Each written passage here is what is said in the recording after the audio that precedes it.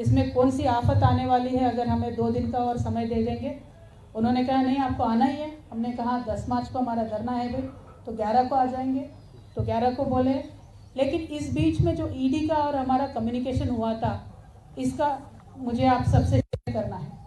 देखिए, जब भी एनफोर्समेंट डायरेक्टरेट और या किसी भी इन्वेस्टिगेटिव एजेंसी एक वुमेन सिटीजन को इंट्रोगेट करना चाहती है, तो एक फंडामेंटल राइट वुमेन का होता है कि वुमेन के घर पे आके इन्वेस्टिगेट करें, और पूरा इसका लॉ में हमें सपोर्ट है वुमेन के लिए। और बहुत सारे कोर्ट केसेस भी हैं जिनमें जजमेंट वुमेन के तरफ आए। तो हमने ईडी को बीच में रिक्वेस्ट किया कि 10 तारीख को बाकायदा, अगर 11 तारीख को आपको इन्वेस्टिगेट करना है हमारे घर पे आइए, अक्यूज किसी के साथ आपको इंट्रोगेट करवाना है तो उनको भी लेके आइए, में बैठ के इन्वेस्टिगेशन कर सकते हैं, क्योंकि लॉ हमें सपोर्ट करती है। उन्होंने कहा नहीं, आपको खुद चल के आना होगा। देखिए, मैं तो पॉलिटिकल लीडर हूँ, लकीली बाय गॉड्स ब्लेसिंग पूरा पार्टी हमारे साथ है, हमारे पास साधन है तो हम पहुँच सकते हैं। लेकिन मैं मीडिया मित्रों से ये पूछना चाहती हूँ, कई आम महिला किसी गांव में है, कुछ इन्वेस्टिगेशन चल रहा है, तो इतना हमने कोविड के दौर में देखा है कि वीडियो कॉन्फ्रेंस से मेडिसिन भी पहुंच सकता है, डायग्नोसिस भी हो सकता है, तो इंटरोगेशन क्यों नहीं हो सकता है वीडियो कॉन्फ्रेंस से। हम ज़रूर इस मुद्दे को टेकअप करेंगे। हिंदुस्तान में एक रेवोल्यूशनरी स्कीम आना चाहिए। व्हेन पुलिस और एनी डायरेक्टरेट और any agency wants to interrogate women, there should be a facility to be done by a video conference. इसके लिए हम आगे भी जाएंगे, सुप्रीम कोर्ट में हर जगह भी जाएंगे। It is not about me, it is for every common woman in this country. I want to take up this issue and we will further take up the issue. Now, when it comes to the original ED summon, we will completely side with them, support with them, because we understand the obligations of the government and the agencies. We will 100% support them. Today the question is, when we look at Telangana data, from last August, in fact from last June, Government of India has constantly been sending its agencies to Telangana. Now question is why? Because Telangana assembly polls are there in this November, December. So the modus operandi of BJP has been कि जहाँ भी election है वहाँ मोदी से पहले ED पहुँच जाता है। तो हमारे तेलंगाना में भी यही हुआ है।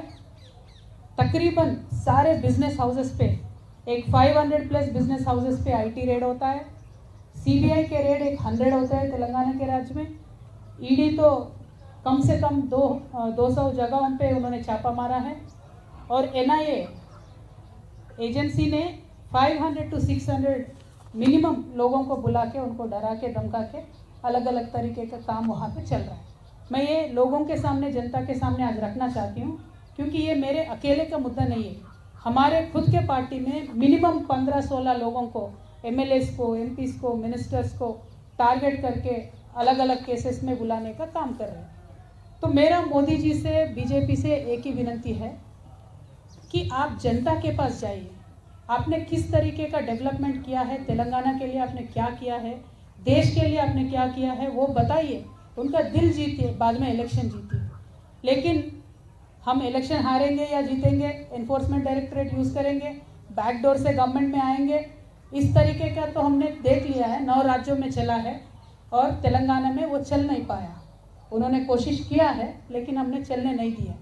तो इसीलिए उनका अभी एफर्ट ये है कि किसी भी तरीके से ईडी डाल दो, धमका दो, डरा दो। लेकिन हम भी मोदी जी से और भारतीय जनता पार्टी से और पूरे देश की जनता से बता दें कि हम डरने वालों से नहीं हैं।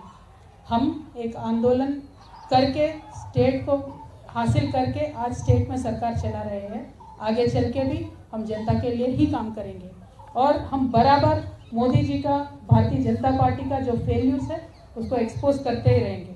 देखिए, मोदी जी ने 2022 तक बहुत वादे किए थे। उन्होंने जवान को फेल कर दिया, इस किसान को फेल कर दिया, युवाओं को फेल कर दिया। हर एक सेक्शन में वो सिर्फ और सिर्फ फेल्यूर हो और कुछ भी नहीं है। देखिए, आज ईडी के डायरेक्टर है, उनको एक्सटेंशन पे एक्सटेंशन मिलता है। सेबी के डायरेक्टर है, उनको एक्सटेंशन मिलता है। एसबीआई के डायरेक्टर है, उनको एक्सटेंशन मिलता है रिटायर होने के बाद। एलआईसी के डायरेक्टर है, उनको एक्सटेंशन मिलता है। क्यों मिल रहा है इनको?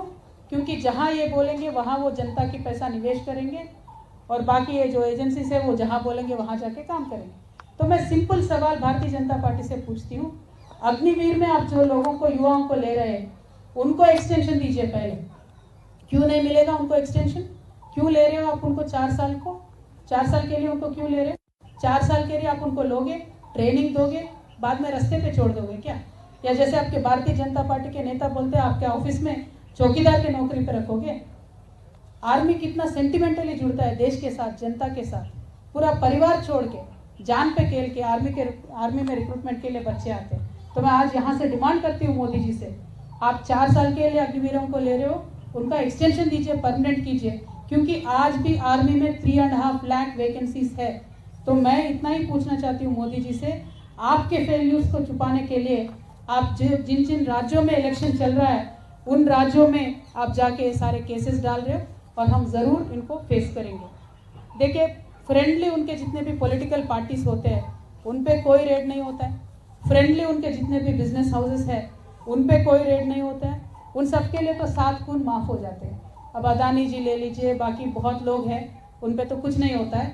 और आज तो इतना चर्चा है पूरे देश भर में कि देश में डबल इंजन सरकार चल रहा है। और ये 2 इंजन कौन है देश में? एक इंजन प्रधानी है, दूसरा इंजन अदानी है। तो ये हालत आज देश में है। तो ये बच्चा जान चुका है, जिस तरीके से मोदी जी अपने आप को क्लीन बताते थे, साफ बताते थे, वो है नहीं।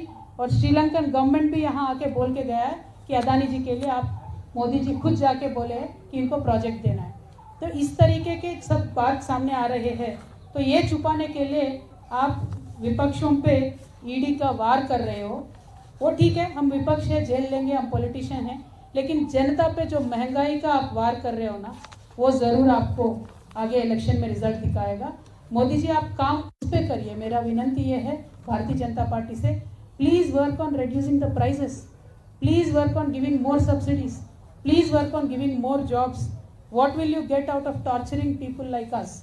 आप करिए, हम बात करेंगे, हम ज़रूर फेस करेंगे ईडी को। लेकिन आपके BL संतोष जी से भी बोलिए, ज़रा हमारे तेलंगाना में आके सीट के सामने पेश हो जाए, आंसर करें, क्वेश्चंस आंसर करें। किस बात की डर है आप? हमने गलती नहीं किया, हम तो आ रहे हैं ईडी में, हम कल भी जाएंगे। आपको जो करना है करिए, जो लीगल कोर्स है, लीगल एक्शन है, हम पूरा आपसे कोऑपरेट करेंगे। लेकिन BL संतोष जी क्यों केस पे केस करके, दावे पे दावे करके, स्टे के ऊपर स्टे क्यों लेके आ रहे हैं? इस बात को ज़रा जनता गौर करके सोचे। मेरी जनता से एक ही रिक्वेस्ट है, जिस देश में गांधी जी पैदा हुए हैं, उस देश में आज झूठ का राज चल रहा है। झूठ पे झूठ, झूठ पे झूठ, झूठ पे झूठ हमें बोला जा रहा है। GDP के बारे में झूठ बोलते हैं, डेवलपमेंट के बारे में झूठ बोलते हैं, पार्लियामेंट के हाउस में खड़ा होकर प्रधानमंत्री झूठ बोलते हैं। क्या ये पॉलिटिक्स है? ऐसा पॉलिटिक्स चाहिए? पावर चाहिए तो जनता के पास जाओ भाई, जीतो उनका दिन। ये किस तरीके का पॉलिटिक्स है? हमें सहनशीलता का भी हद होती है। मैं भारत की जनता से इतना ही बोलना चाहती हूँ कि 1 नेशन 1 फ्रेंड का सरकार को आप मौका मत दीजिए। जो विपक्ष है, उनके बात रखना चाहते हैं, ज़रा उनको मौका दीजिए। मुझे एक बहुत इंटरेस्टिंग किस्सा याद आ रहा है। महाभारत का युद्ध चल रहा होता है, दुर्योधन जा रहे होते हैं युद्ध में, तो अपने माता जी गांधारी के पास आते हैं और पूछते हैं, माता जी मैं तो संग्राम में जा रहा हूँ, मुझे आशीर्वाद दे दो। तो माता जी गांधारी बहुत एक अच्छी लेडी है, स्ट्रॉन्ग कैरेक्टर वाली लेडी है। तो दुर्योधन को जानती है, दुर्योधन के तरफ गलत है, तो वो आशीर्वाद कैसे दे दे विजय होने की? तो वो एक आशीर्वाद ऐसा देती है, गांधारी माता बोलती है, ये तो धर्मः ततो जयः, यानी धर्म जिस तरफ है उसका जय हो। आज मैं भी वही बोलती हूँ, धर्म जिस तरफ है उसका ही विजय हो। देखिए, जेल में रखने से कृष्ण भगवान का पैदा होने से किसी ने रोक नहीं पाया। अज्ञातवास में रह के अर्जुन का तो शूरता कभी कम नहीं हुआ। वनवास में जाने के बाद भगवान श्री राम और भी स्ट्रांग हो गए, लोक कल्याण के लिए ही काम कर रहे थे। तो जब जब इस दुनिया में किसी को लगता है कि हम भगवान से पावरफुल है, हम इंसान नहीं हैं, हम सब कुछ कंट्रोल कर सकते हैं, सारे एजेंसीज को कंट्रोल कर सकते हैं, तब एक प्रिंसिपल ऑफ नेचुरल जस्टिस करके कुछ रहता है, प्राकृतिक न्याय, ज़रूर वो आगे आएगा। कल को बीजेपी के सरकार जिस तरह से तानाशाही कर रही है इस देश के साथ, पक्का वो न्याय आगे आएगा। तो मैं आज भी वही बोलती हूँ, हम ईडी में जाएंगे, वो आप जहाँ जहाँ बुलाएंगे वहाँ जाएंगे, क्योंकि हम मानते हैं कि हमारे साथ सत्य है, न्याय है। तो ये तो धर्मः ततो जयः, हमारे साथ भगवान है। Thank you so much. जय तेलंगाना, जय भारत।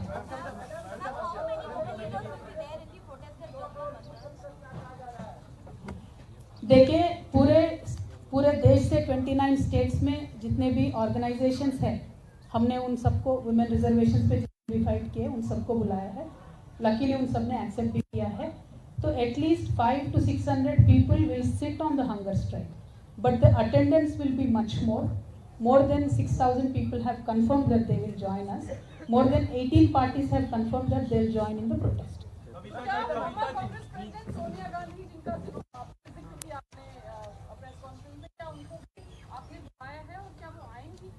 मैम सोनिया जी बहुत बड़े लीडर है, मैं तो छोटी MLC हूँ, first time MP, second time MLC।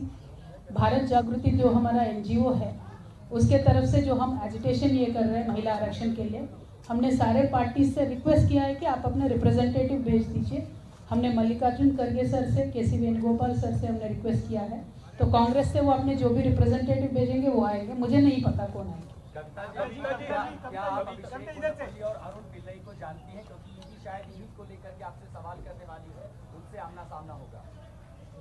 आपको ईडी का बहुत जानकारी है भाई, अंदर से कोई इन्फॉर्मेशन आ रहा है क्या? ईडी जो भी पूछेगी हम उनका जवाब दे देंगे, आप टेंशन मत लीजिए। कविता जी, आप महिला आरक्षण के बहाने तमाम पार्टियों को जुटा रही हैं। कांग्रेस कहती है कि BRS की टीम है, आपको टीम कहती है आपकी पार्टी को, और आप BJP पर हमला करते हैं। थोड़ा सा क्लियर कर दीजिए, क्या है सच्चाई? देखिए, एक तो बात यह है कि जब भी कोई आवाज़ उठाता है किसी सत्ता पक्ष के खिलाफ, तो पहले बाकी विपक्ष लोगों को लगता है कि आवाज़ उठाने का हक सिर्फ हमें है, बाकियों को करना चाहिए।